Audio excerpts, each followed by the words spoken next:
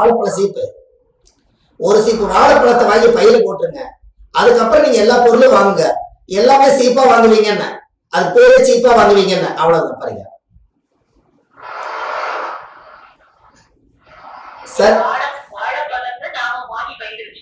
முதல் வாழை சீப்பு வாங்கி வைங்கன்னு, ஒரு சீப்பு வாழைப்பழத்தை வாங்கி வைங்க. அதுக்கப்புறம் போய் கத்திரிக்காய், தக்காளி, வெங்காயம், மிளகாய் என்ன வேணா வாங்குங்க. நீங்க ஆமா சீப்பா வாங்கி பையில வச்சுக்கிறீங்களா, இனிமேல் என்ன பொருள் கேட்டா சீப்பா கிடைக்குமில்ல.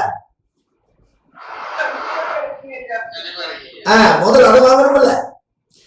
இங்க போனா சீப்பா சார், இங்க போனா சீப்பா கிடைக்கும், அங்க போனா சீப்பா கிடைக்குங்கிறீங்க. கொஞ்சம் கொஞ்சம் வீட்டுல போடுங்க.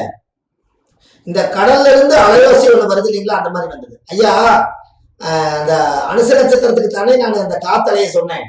அந்த அப்படி சொல்லி வரும்போது அனுச நட்சத்திரக்காருக்கு உயிர் சக்தி அதிகம்னு சொன்னதே, அந்த அந்த பெரிய மரம், மிகப்பெரிய ஒரு பனைமரம் அங்க புதனும் சனியா இயங்குது.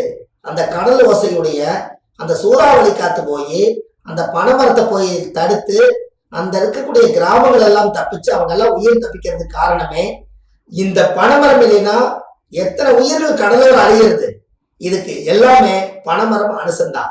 அதனாலதான் அனுசம் உயிரை காப்பாற்றும். அதனாலதான் ஆயில் கொண்டு போய் 8ஆம் பாவத்துல கொண்டு போய் அனுசத்தை வச்சிருக்காங்க. எப்படி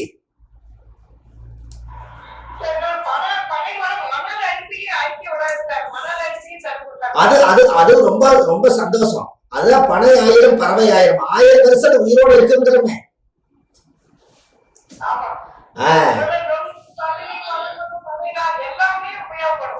எல்லாமே இருக்குது. பனைமரமா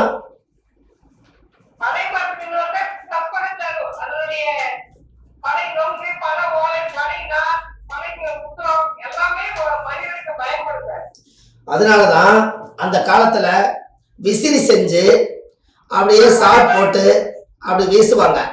அவங்க நல்லா நீண்ட ஆயுளோடு காத்தோட்டமா வாழ்ந்தாங்களா இல்லையா? பனிச வீசுதா இல்லையா?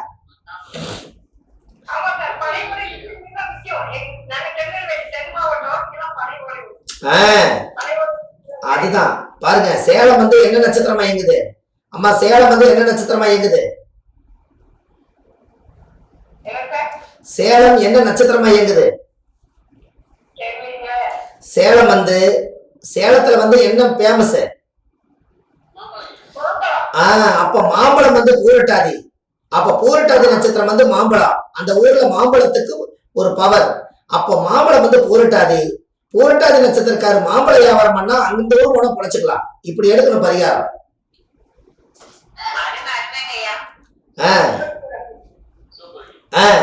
பூரட்டாதி நட்சத்திரம் குபேரன் பிறந்த நட்சத்திரம். அப்படின்னா சதய நட்சத்திரத்துக்கு 2வது நட்சத்திரம் பூரட்டாதி நட்சத்திரம். அப்ப 2வது நட்சத்திரம் தனதாரை, காசு வரக்கூடிய நட்சத்திரம்.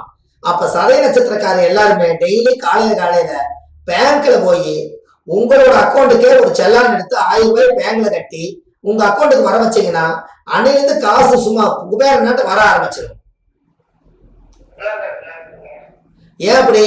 பேங்க் என்பது குபேரன் இருக்கிறது. பேங்க்ல தான் அவ்வளவு பணம் இருக்குது.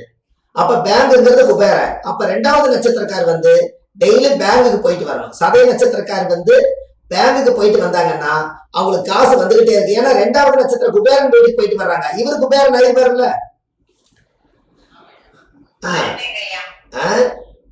பேங்க் போகணும். இங்க இருந்தே நம்ம கூகுள் பேல அனுப்பக்கூடாது.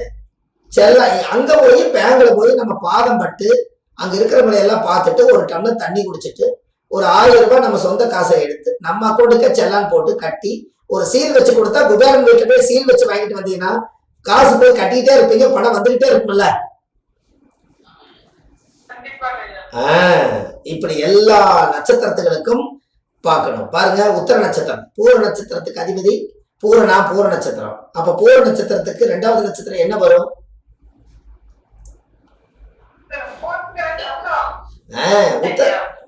உத்தர நட்சத்திரம் வரும். கரெக்டுங்களா? அப்ப உத்தர நட்சத்திரம் ஐயப்பன் பிறந்த நட்சத்திரம்.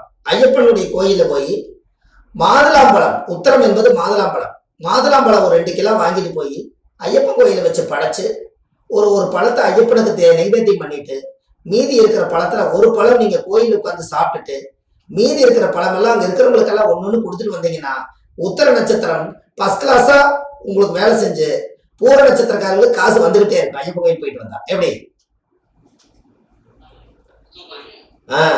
அப்ப நாம வீட்டுல உட்கார்ந்துக்கிட்டு கணக்கு என்னென்ன கணக்கு போட்டாலும் முதல்ல அது இயக்குனத்தான் அது வேலை செய்யும். விதை கையில் இருக்குது, போட்டா தானே முளைக்கும்.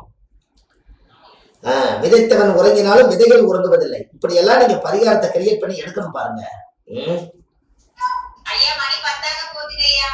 ரொம்ப நீங்க ஆர்வமா இருந்ததுனாலதான் நான் கொஞ்ச நேரம் பேசினேன்.